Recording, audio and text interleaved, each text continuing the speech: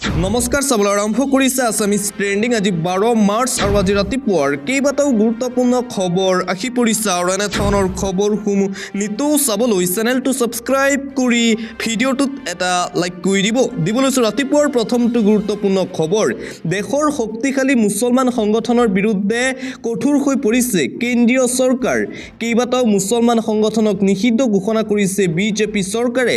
দেশৰ শক্তিশালী মুছলমান সংগঠনৰ বিৰুদ্ধে একশ্যন দেখিবলৈ পোৱা গৈছে কেন্দ্ৰীয় চৰকাৰৰ। 5 বছৰলৈ নিষিদ্ধ ঘোষণা কৰা হ'ল দুটাকৈ মুছলমান সংগঠনক। ধৰ্মগুৰু মিৰৱাইজ উমৰ ফাৰুক নেতৃত্বাধীন আৱামী একশ্যন কমিটিক নিষিদ্ধ ঘোষণা কৰা হৈছে কেন্দ্ৰীয় চৰকাৰৰ ফালৰ পৰা। চিয়া মুছলমানৰ নেতা আব্বাছ আনচাৰীৰ ইত্তেহাদুল মুছলিমীকো নিষিদ্ধ ঘোষণা। দেশ বিৰোধী ষড়যন্ত্ৰ, সন্ত্ৰাসবাদীক সমৰ্থন কৰাৰ অভিযোগ দুয়োটা মুছলমান সংগঠনৰ বিৰুদ্ধে। জম্মু কাশ্মীৰত দুয়োটা সংগঠনেই দেশ বিৰোধী কাৰ্যকলাপত জড়িত থকাৰ অভিযোগ উত্থাপিত হৈছিল। কেন্দ্ৰীয় গৃহ মন্ত্ৰালয়ে দুয়োটা মুছলমান সংগঠনক নিষিদ্ধ ঘোষণা কৰিছে 5 বছৰলৈকে। জম্মু কাশ্মীৰক ভাৰতৰ পৰা বিভক্ত কৰাৰ কামত দুয়োটা মুছলমান সংগঠন জড়িত থকাৰ অভিযোগ উত্থাপন হৈছিল। দুয়োটা সংগঠনৰ নেতাই জম্মু কাশ্মীৰক বিভক্ত কৰিবলৈ বিচাৰিছিল আৰু ধন সংগ্ৰহ কৰিছিল। গুৰুতৰ অভিযোগৰ পাছতেই গৃহমন্ত্ৰী অমিত শ্বাহে গ্ৰহণ কৰিছে এই ডাঙৰ পদক্ষেপ সংগঠন দুটাৰ বিৰুদ্ধে। আৰু ভাৰত বিৰোধী শক্তিশালী মুছলমান সংগঠনৰ বিৰুদ্ধে এইবাৰ কঠোৰ হৈ পৰিছে কেন্দ্ৰীয় চৰকাৰ। দুটাকৈ মুছলমান সংগঠনক নিষিদ্ধ ঘোষণা কৰা হৈছে কেন্দ্ৰীয় চৰকাৰৰ ফালৰ পৰা। দিবলৈছোঁ আন এটা অতিকৈ গুৰুত্বপূৰ্ণ খবৰ, উজনি অসমত মিয়া শ্ৰমিকক আৰু কিমান অত্যাচাৰ কৰা হ'ব। এইবাৰ বিধানসভাৰ মজিয়াত প্ৰশ্ন উত্থাপন কৰিছে ধিঙৰ AIUDFৰ বিধায়ক আমিনুল ইছলামে। পুনৰ মিয়া লোকসকলৰ প্ৰাপ্যৰ দাবীত গৰজি উঠিল ধিঙৰ বিধায়ক আমিনুল ইছলাম। কেইবাটাও প্ৰশ্ন উত্থাপন কৰিছে হিমন্ত বিশ্ব শৰ্মা বিজেপি চৰকাৰলৈ। উজনি অসমত মিয়া শ্ৰমিকক মাৰপিট কৰি অত্যাচাৰ কৰা হৈছে, আৰু কিমান অত্যাচাৰ কৰিব মিয়া শ্ৰমিকসকলৰ ওপৰত। একাংশ দল সংগঠনে উজনি অসমত মিয়া শ্ৰমিকৰ ওপৰত দাদাগিৰি দেখুৱাই আহিছে। কাম কৰাই মিয়া শ্ৰমিকক টকা নিদি মাৰপিট কৰাৰো অভিযোগ উত্থাপন হৈছে উজনিত শ্ৰমিকৰ প্ৰসাৰক লৈ। সদনত প্ৰশ্ন ধিঙৰ AIUDFৰ বিধায়ক আমিনুল ইছলামৰ। উজনিত মিয়া শ্ৰমিকৰ নিৰাপত্তা বিচাৰি চৰকাৰৰ পৰা উত্তৰ বিচাৰিলে ধিঙৰ বিধায়ক আমিনুল ইছলামে। উজনি অসমত শেহতীয়াকৈ মিয়াৰ ওপৰত যি মাৰপিট কৰা হৈছিল আৰু সেই মাৰপিটৰ পিছতেই মিয়াৰ অধিকাৰৰ, মিয়াৰ প্ৰাপ্যৰ দাবীত এইদৰে সদনত গৰজি উঠিল ধিঙৰ বিধায়ক আমিনুল ইছলাম। আন এটা গুৰুত্বপূৰ্ণ খবৰ, ৱাকফ বিল কেন্দ্ৰই ঘূৰাই নল'লে সমগ্ৰ ভাৰতজুৰি মুছলমানে কৰিব তীব্ৰ প্ৰতিবাদ। মুছলমান সংগঠনৰ ফালৰ পৰা এইবাৰ হুংকাৰ প্ৰদান কৰা হৈছে যিকোনো মূল্যৰ বিনিময়ত ৱাকফ সংশোধনী বিধেয়ক বাতিল কৰিবই লাগিব চৰকাৰে। ৱাকফ বিল কেন্দ্ৰীয় চৰকাৰে ঘূৰাই নল'লে সমগ্ৰ দেশজুৰি মুছলমানে কৰিব তীব্ৰ প্ৰতিবাদ। অল ইণ্ডিয়া মুছলিম পাৰ্চনেল ল' বৰ্ডে সকিয়নি দিলে বিজেপি চৰকাৰক। সকিয়নি প্ৰদান কৰা হৈছে। ৱাকফ বিল ঘূৰাই ল'বলৈ দাবী জনালে মুছলিম পাৰ্চনেল ল' বৰ্ডে। শীঘ্ৰেই এই বিধেয়ক ঘূৰাই লওক চৰকাৰে। সংসদত বিধেয়কখন গৃহীত কৰিলে দেশজুৰি মুছলমানে কৰিব প্ৰতিবাদ। অল ইণ্ডিয়া মুছলিম পাৰ্চনেল ল' বৰ্ডৰ প্ৰবক্তা ছৈয়দ কাছিম ৰাছুল ইলিয়াছৰ এই ডাঙৰ মন্তব্য। অহা 17 মাৰ্চত যন্তৰ মন্তৰত ৱাকফ বিধেয়কৰ বিৰুদ্ধে ধৰ্ণাত বহিব বুলিও মন্তব্য। এই ধৰ্ণাত মুছলিম সংগঠনকে ধৰি বিৰোধীৰ বহু নেতাই অংশগ্ৰহণ কৰিব বুলি মন্তব্য প্ৰকাশ কৰা হৈছে। ৱাকফ বিল যিকোনো প্ৰকাৰে কেন্দ্ৰই ঘূৰাই ল'ব লাগিব, অন্যথা ভয়ংকৰ প্ৰতিবাদ কৰিব মুছলমান লোকসকলে। এটা পলিটিকেল ব্ৰেকিং নিউজ, TMCলৈ গ'ল বিজেপিৰ 12গৰাকী বিধায়ক। ভাৰতীয় জনতা পাৰ্টি দল ত্যাগ কৰি এইবাৰ TMCত যোগদান কৰিলে 12গৰাকীকৈ বিধায়কে। বিজেপিৰ সন্মুখত এতিয়া অগ্নি পৰীক্ষা। বিজেপিত পদত্যাগৰ জোৱাৰ দেখিবলৈ পোৱা গৈছে। 2026 চনত বংগ দখল কৰাটো বিজেপিৰ বাবে এতিয়া হৈ পৰিছে অগ্নি পৰীক্ষা। সহজ নহ'ব বংগ দখল কৰাটো বিজেপিৰ বাবে, কাৰণ মুখ্যমন্ত্ৰী মমতা বেনাৰ্জীৰ বিৰুদ্ধে অধিষ্ঠান বিৰোধী দৌ থাকিলেও বিজেপিৰ বিধায়ক গৈয়ে আছে টিএমচি দললৈ। বিগত সোমবাৰে বিজেপিৰ বিধায়িকা তাপস্বী মণ্ডলে যোগদান কৰিলে তৃণমূল কংগ্ৰেছত। তাৰ পিছতেই এতিয়া খলকনিৰ সৃষ্টি হৈছে বিজেপিত। বংগৰ হালদিয়া বিধানসভা সমষ্টিৰ পৰা দ্বিতীয়বাৰলৈ বিধায়ক হিচাপে নিৰ্বাচিত হৈছিল তাপস্বী মণ্ডল। প্ৰাক্তন CPIMৰ নেত্ৰীগৰাকীয়ে বিজেপিত যোগদান কৰিছিল যদিও সোমবাৰে বিজেপি এৰি যোগদান কৰিলে টিএমচিত। পশ্চিমবংগৰ বিৰোধী দলৰ দলপতি তথা বিজেপি নেতা শুভেন্দ্ৰ অধিকাৰীৰ ঘনিষ্ঠ আছিল বিধায়িকা তাপস্বী মণ্ডল। 2021 চনত বংগত 77খন আসন দখল কৰি বিজেপিয়ে প্ৰধান বিৰোধী দলৰ মৰ্যাদা লাভ কৰিছিল যদিও 26ত যুঁজ হ'ব কঠিন। আৰু বংগ দখল কৰাৰ পূৰ্বেই এতিয়া ভাৰতীয় জনতা পাৰ্টিত পদত্যাগৰ জোৱাৰ দেখিবলৈ পোৱা গৈছে। এজন দুজন নহয় 12জনকৈ বিজেপি বিধায়কে এইবাৰ বিজেপিৰ দল ত্যাগ কৰি টিএমচি দলত যোগদান কৰিছে। দিবলৈ চোৱা আন এটা অতিকৈ গুৰুত্বপূৰ্ণ খবৰ। পুনৰবাৰ বিধানসভাৰ সদনত গৰজি উঠিল হিমন্ত বিশ্ব শৰ্মা। বিধায়ক অখিল গগৈক অপেন চেলেঞ্জ। মুখ্যমন্ত্ৰী হিমন্ত বিশ্ব শৰ্মাৰ অসমৰ কোনো ছাত্ৰীয়ে যদি টকাৰ অভাৱত পঢ়িব পৰা নাই আৰু সেয়া যদি অখিল গগৈয়ে প্ৰমাণ কৰিব পাৰে তেন্তে আজিয়েই পদত্যাগ কৰিব মুখ্যমন্ত্ৰী পদৰ পৰা হিমন্ত বিশ্ব শৰ্মাই। বিধায়ক অখিল গগৈলৈ এই অপেন চেলেঞ্জ প্ৰদান কৰিছে মুখ্যমন্ত্ৰী শৰ্মাই। আজিয়েই পদত্যাগ কৰিব মুখ্যমন্ত্ৰী ডক্টৰ হিমন্ত বিশ্ব শৰ্মাই। মুখ্যমন্ত্ৰী পদৰ পৰা পদত্যাগ কৰাৰ কথা উল্লেখ কৰিছে হিমন্ত বিশ্ব শৰ্মাই। অখিল গগৈক চেলেঞ্জ দি পদৰ পৰা পদত্যাগ কৰাৰ কথা উল্লেখ কৰিছে মুখ্যমন্ত্ৰী হিমন্ত বিশ্ব শৰ্মায়ে। যদিহে এগৰাকী যুৱতী উলিয়াই দিব পাৰে যিয়ে নেকি টকাৰ অসুবিধাৰ বাবে পঢ়িব পৰা নাই আৰু সেয়া যদি অখিল গগৈয়ে প্ৰমাণ কৰিব পাৰে তেনেহ'লে আজিয়েই মুখ্যমন্ত্ৰী পদৰ পৰা মই পদত্যাগ কৰিম বুলি ঘোষণা মুখ্যমন্ত্ৰীৰ। অপেন চেলেঞ্জ দিলে বিধায়ক অখিল গগৈক মুখ্যমন্ত্ৰী হিমন্ত বিশ্ব শৰ্মাই। মুঠতে বিধানসভাৰ মজিয়াত বিধায়ক অখিল গগৈ আৰু মুখ্যমন্ত্ৰী হিমন্ত বিশ্ব শৰ্মাৰ মাজত তীব্ৰ বাকযুদ্ধ দেখিবলৈ পোৱা গৈছিল যোৱাকালি।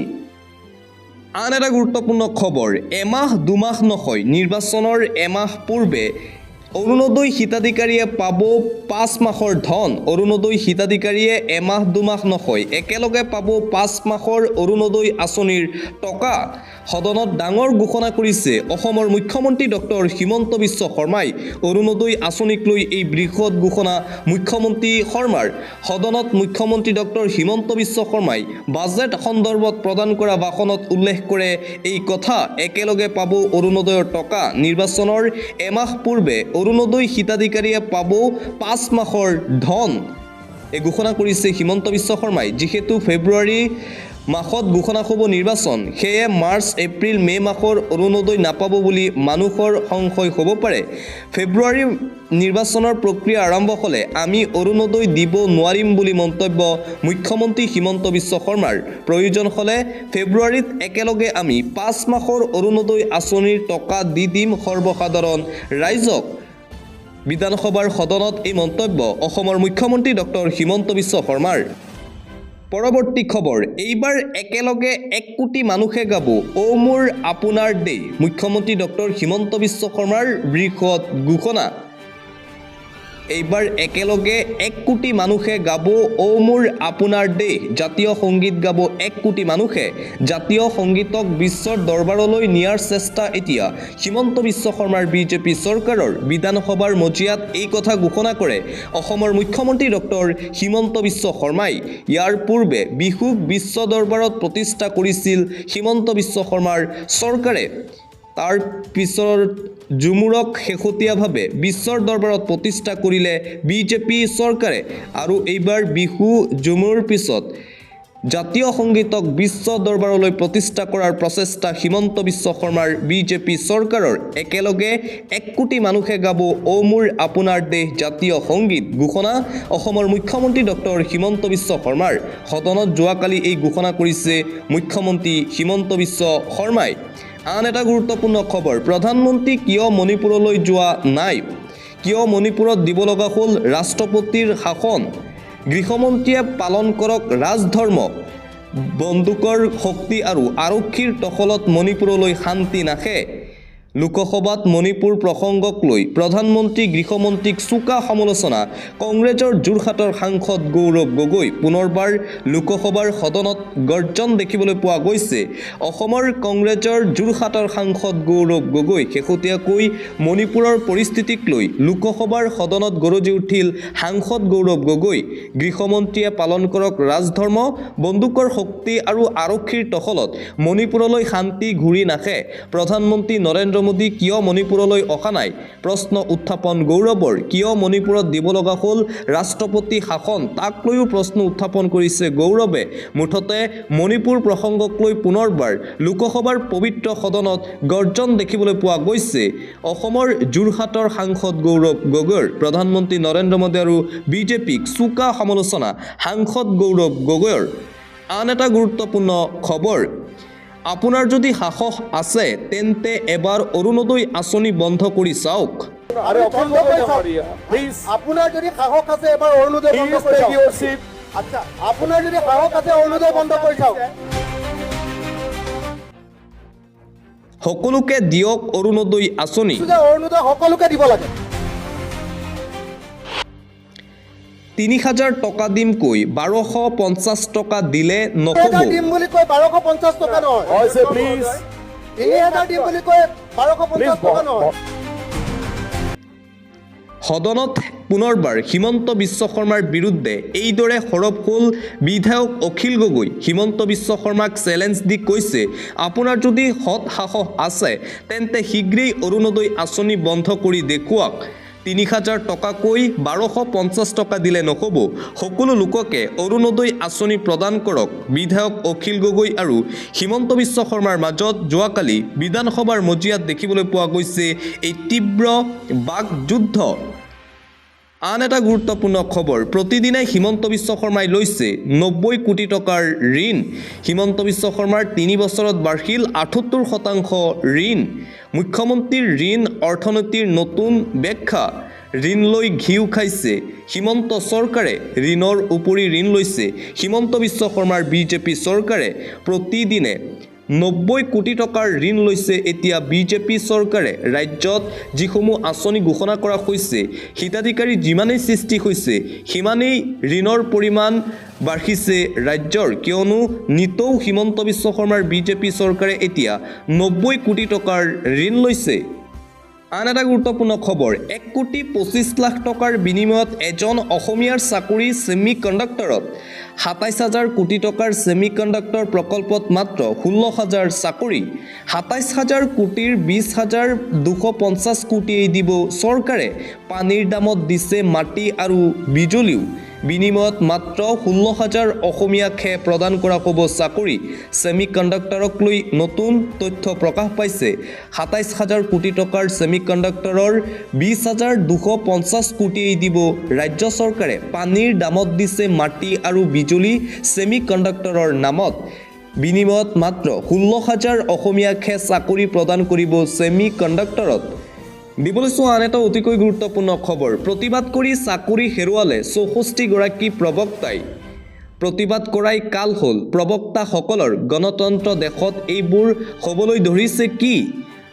প্ৰতিবাদ কৰাৰ বাবেই চাকৰি হেৰুৱালে এইবাৰ ৬৪গৰাকীকৈ প্ৰবক্তাই। তাৰ পিছতেই কান্দোন দেখিবলৈ পোৱা গৈছে।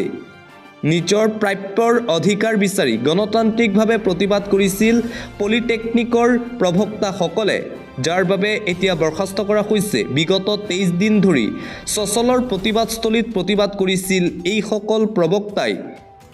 কিন্তু তেওঁলোকক অধিকাৰ দিয়াৰ পৰিৱৰ্তে শিক্ষা বিভাগে কাঢ়ি ল'লে ৬৪গৰাকী প্ৰবক্তাৰ চাকৰি হেৰুৱালে এইবাৰ প্ৰবক্তাই। সোমবাৰে নিশা প্ৰতিবাদকাৰী প্ৰবক্তাসকললৈ অব্যাহতি পত্ৰ প্ৰেৰণ কৰিলে শিক্ষা বিভাগৰ ফালৰ পৰা। উল্লেখযোগ্য যে ২০১৭ চনত এইসকল প্ৰবক্তাক লৈ চৰকাৰে আৰম্ভ কৰিছিল 11খন পলিটেকনিক। কিন্তু 8টা বছৰত প্ৰবক্তাসকলে লাভ কৰা নাছিল সমকাম সম দৰমহা, যাৰ বাবে কৰিছিল প্ৰতিবাদ। চলিত বৰ্ষৰ পৰ্যন্ত প্ৰতিষ্ঠাপক প্ৰবক্তাসকলৰ নহ'ল চৰকাৰী চাকৰি নিয়মীকৰণ, আৰু যাৰ বাবে এই প্ৰবক্তাসকলে কৰিছিল প্ৰতিবাদ, আৰু প্ৰতিবাদ কৰাৰ বাবেই ৬৪গৰাকীকৈ প্ৰবক্তাক নিলম্বন কৰা হৈছে। দিবলৈছো আন এটা ব্ৰেকিং নিউজ যাত্ৰীবাহী ৰেল হাইজেক পাকিস্তান চৰকাৰ আৰু সেনাৰ মাজত এতিয়া হাহাকাৰ পৰিস্থিতিৰ সৃষ্টি হৈছে এইবাৰ বিমান নহয় যাত্ৰীবাহী ৰেল হাইজেক হোৱাৰ ঘটনা পোহৰলৈ আহিছে তাৰ পিছতে এতিয়া চৰ্চা এইবাৰ বিশ্বজুৰি চাঞ্চল্যৰ সৃষ্টি কৰা ৰেল হাইজেকৰ ঘটনা পাকিস্তানত সংঘটিত হৈছে 4 শতাধিক যাত্ৰী থকা চলন্ত ৰেল হাইজেক বিদ্ৰোহী সংগঠনে নিজৰ কব্জালৈ আনিলে এখন যাত্ৰীবাহী ৰেলত থকা 1.5 শতাধিক যাত্ৰীক পণবন্দী কৰি ৰাখিছে বিদ্ৰোহী সংগঠনে বালুচিস্তান লিবাৰেশ্যন আৰ্মীয়ে হাইজেক কৰিলে জাফাৰ এক্সপ্ৰেছ কুৱেটাৰ পৰা পেছোৱাৰ অভিমুখী ৰেলখন বালুচিস্তানত আছিল প্ৰথমে ৰেলপথত বিস্ফোৰণ তাৰ পিছত গুলীবৰ্ষণ বিদ্ৰোহী সংগঠনৰ 9টা দবা থকা ৰেলখনত ধাৰাসাৰে গুলীবৰ্ষণ কৰে বিদ্ৰোহী সংগঠনে আৰু তাৰ পিছতেই হাইজাক কৰে ৰেলখন পৰৱৰ্তী খবৰ অসমত এনকাউণ্টাৰ নহয় হলে বাছি নগলহেঁতেন ৰাইডাৰ ননীৰ বাইক চুৰ কেইটা এবাৰ পুনৰ এনকাউণ্টাৰ প্ৰসংগক লৈ মন্তব্য মুখ্যমন্ত্ৰী শৰ্মাৰ ননীৰ বাইক চুৰিৰ ঘটনাক লৈ সদনত উদাত্ত ভাষণ মুখ্যমন্ত্ৰী শৰ্মাৰ অসমত এনকাউণ্টাৰ নহয় বুলিহে বাছি গ'ল ননীৰ বাইক চুৰ দুটা আশৰাফুল দেৱান আৰু ফিৰোজ কাজীয়ে চুৰি কৰিছিল ননীৰ বাইকখন এইকেইটাৰ গাত ভুলতে গুলি লাগিলে আপোনালোকে হুলস্থুল কৰিব অসমত এনকাউণ্টাৰ হ'লে এইটোৱেই হ'লহেঁতেন বুলি মন্তব্য মুখ্যমন্ত্ৰীৰ অসমক বদনাম কৰাৰ বাবে তেওঁলোকৰ এনকাউণ্টাৰ হ'লহেঁতেন ননীৰ বাইক চুৰিৰ ঘটনাক লৈ সদনত উদাত্ত ভাষণ মুখ্যমন্ত্ৰী শৰ্মাৰ আন এটা গুৰুত্বপূৰ্ণ খবৰ ফাকুৱাত শতাধিক মছজিদ ডাকিব তিৰপালেৰে মুছলমান লোকসকললৈ জৰুৰী নিৰ্দেশনা জাৰি কৰা হৈছে সমাগত ফাকুৱা যাৰ বাবে এতিয়া মুছলমান লোকলৈ নিৰ্দেশনা ফাকুৱাৰ পূৰ্বে তিৰপালেৰে ডকা হ'ব শতাধিক মুছলমানৰ মছজিদ কৰ্তৃপক্ষলৈ জৰুৰী নিৰ্দেশনা জাৰি কৰিছে প্ৰশাসনে উত্তৰ প্ৰদেশৰ শ্বাহজাহানপুৰত এই নিৰ্দেশনা প্ৰশাসনৰ শ্বাহজাহানপুৰৰ 67টা মছজিদ কৰ্তৃপক্ষলৈ এই নিৰ্দেশনা হোলীৰ সময়ত একাংশই অপ্ৰীতিকৰ পৰিস্থিতি সৃষ্টি কৰাৰ আশংকা মছজিদত যাতে হোলীৰ ৰঙেৰে ৰাঙলী নহয় তাৰ বাবে এই পদক্ষেপ শান্তি সম্প্ৰীতি বজাই ৰখাৰ স্বাৰ্থত এই বিশেষ পদক্ষেপ গ্ৰহণ কৰা হৈছে হোলীৰ এসপ্তাহ পূৰ্বেই শ্বাহজাহানপুৰত আৰম্ভ হয় বিশেষ উৎসৱ প্ৰশাসনৰ নিৰ্দেশনা মানি মছজিদত তিৰপাল তৰা আৰম্ভ কৰিছে মুছলমান ৰাইজে ফাকুৱাৰ পূৰ্বে এই নতুন নীতি নিৰ্দেশনা জাৰি কৰিছে উত্তৰ প্ৰদেশৰ প্ৰশাসনে দিবলৈছো আন্তঃৰাষ্ট্ৰীয় পৰ্যায়ৰ এটা গুৰুত্বপূৰ্ণ খবৰ মধ্যপ্ৰাচ্যত লাগিছে হাহাকাৰ 48 ঘণ্টাত প্ৰাণ হেৰুৱালে 1000তকৈও অধিক লোকে ভয়ংকৰ পৰিস্থিতিৰ সৃষ্টি হৈছে চাৰিওফালে কেৱল মৃতদেহ পৰি ৰৈছে মধ্যপ্ৰাচ্যত হাহাকাৰ 48 ঘণ্টাত প্ৰাণ হেৰুৱালে 1000তকৈও অধিক লোকে মধ্যপ্ৰাচ্যত ভয়াৱহ ৰূপত বিয়পিছে হিংসাত্মক ঘটনা আৰম্ভ হৈছে এখন নতুন যুদ্ধৰ ভয়ংকৰ পৰিণতি কুকুৰা ছাগলীৰ দৰে কাটি পেলোৱা হৈছে শ শ লোকক ৰাজপথত বিজুলী তাৰত ওলমি ৰৈছে মৃতদেহ চাৰিওফালে সিঁচৰিত হৈ আছে শ শ লোকৰ মৃতদেহ নতুন চৰকাৰ আছাদৰ সমৰ্থকক আক্ৰমণ কৰা হৈছে আক্ৰমণত প্ৰাণ হেৰুৱালে 2000তকৈও অধিক লোকে মধ্যপ্ৰাচ্যৰ সিৰিয়াত এই নিশংস হত্যাকাণ্ড প্ৰায় 2000তকৈও অধিক লোকে হেৰুৱাইছে প্ৰাণ সিৰিয়াত আন এটা গুৰুত্বপূৰ্ণ খবৰ জিঅ'ক চেৰ পেলাই বিজুলী গতিত পাব ইণ্টাৰনেট ভাৰতলৈ আহিল ষ্টাৰলিংক এইবাৰ এয়াৰটেলৰ সৈতে বৃহৎ ডিল কৰিছে এলন মাস্কে এবাৰ জিঅ'ৰ বৃহৎ পৰিমাণৰ লোকচান হোৱাৰ আশংকা কৰা হৈছে কিয়নো এতিয়া ভাৰতত আহিছে আন এক প্লেটফৰ্ম আম্বানীক চেৰ পেলাব এলন মাস্কে জিঅ'ক চেলেঞ্জ দি ভাৰতলৈ আহিল ষ্টাৰলিংক এয়াৰটেলৰ সৈতে হাত মিলালে ইলন মাস্কে কৰিছে ডিল এয়াৰটেলৰ সৈতে যুটীয়াভাৱে দিব স্পীড ইণ্টাৰনেট সেৱাৰ জিঅ' বিএছএনএলে ঢুকি নোপোৱা ভিতৰুৱা ঠাইতো পাব ইণ্টাৰনেট সেৱা বিদ্যালয় স্বাস্থ্য কেন্দ্ৰতো স্থাপন কৰা হ'ব ইণ্টাৰনেট সেৱা প্ৰথমবাৰলৈ ভাৰতীয় এয়াৰটেলৰ সৈতে চুক্তিত স্বাক্ষৰ ষ্টাৰলিংকৰ এয়াৰটেলৰ তৰফৰ পৰা জাৰি কৰা হৈছে যুটীয়া বিজ্ঞাপন ভাৰত চৰকাৰৰ পৰা সেউজ সংকেত লাভ কৰিলে আৰম্ভ হ'ব ইণ্টাৰনেট সেৱা অতি কম খৰচ আৰু সহজ পদ্ধতিৰে উপলব্ধ হ'ব ইণ্টাৰনেট সেৱা আম্বানীক চেৰ পেলাব এলন মাস্কে দিবলৈ চোৱা আন এটা অতিকৈ গুৰুত্বপূৰ্ণ খবৰ আমেৰিকাক ঘেৰিবলৈ বৃহৎ পৰিকল্পনা ইৰাণৰ সৈতে আছে বিশ্বৰ শক্তিশালী 20 ৰাষ্ট্ৰ এইবাৰ আমেৰিকাৰ বিৰুদ্ধে একত্ৰিত হৈছে পৃথিৱীৰ 20খনকৈ শক্তিশালী ৰাষ্ট্ৰ আমেৰিকাৰ বিৰুদ্ধে ব্লু প্ৰিণ্ট ৰচনা ইৰাণে টোপনি সৰিছে আমেৰিকা যুক্তৰাষ্ট্ৰৰ ইৰাণৰ বাবে এতিয়া বিপদত আমেৰিকা ইৰাণক পুনৰ ভাবুকি শক্তিশালী আমেৰিকাৰ পাৰমাণৱিক অস্ত্ৰ নিৰ্মাণ বন্ধ কৰিবলৈ ইৰাণক হুংকাৰ আমেৰিকা যুক্তৰাষ্ট্ৰৰ আমেৰিকাক ঘেৰিবলৈ বৃহৎ পৰিকল্পনা ৰচিছে ইৰাণৰ সৈতে আছে শক্তিশালী কেইবাখনো ৰাষ্ট্ৰ Algeria Bahrain Comoros Egypt Jordan Kuwait Lebanon Mauritania Morocco Oman Palestine Qatar Saudi Arab Somalia Sudan Syria Tunisia UAE Yemen আদি মুছলমান প্ৰধান ৰাষ্ট্ৰই পোনপটীয়া সমৰ্থন জনাইছে ইৰাণক আমেৰিকাৰ বিৰুদ্ধে একত্ৰিত বিশ্বৰ শক্তিশালী 3 ৰাষ্ট্ৰ মুছলমান ৰাষ্ট্ৰক চেলেঞ্জ দি বিপদত আমেৰিকা পৰৱৰ্তী খবৰ বিশ্বৰ সৰ্বাধিক প্ৰদূষিত 20খন চহৰৰ 13খনেই আছে ভাৰতত অসমৰ সৰ্বাধিক প্ৰদূষিত ঠাই হিচাপে স্থান লাভ বৰ্ণিঘাটৰ দিল্লী বৰ্ণিঘাট পঞ্জাৱৰ মুলনপুৰ ফৰিদাবাদ লনি নতুন দিল্লী গুৰুগ্ৰাম গংগানগৰ বৃহত্তৰ নয়ডা ভিয়াদি মুজাফৰনগৰ হনুনগড় আৰু নয়ডা সৰ্বাধিক প্ৰদূষিত চহৰ ছুইজাৰলেণ্ডৰ বায়ু গুণাগুণ প্ৰযুক্তি কোম্পানী IQIৰ ৱৰ্ল্ড এয়াৰ কোৱালিটি ৰিপৰ্ট 2024ত প্ৰকাশ পাইছে এই তথ্য বিশ্বৰ সৰ্বাধিক প্ৰদূষিত 20খন চহৰৰ 13খনেই আছে ভাৰতত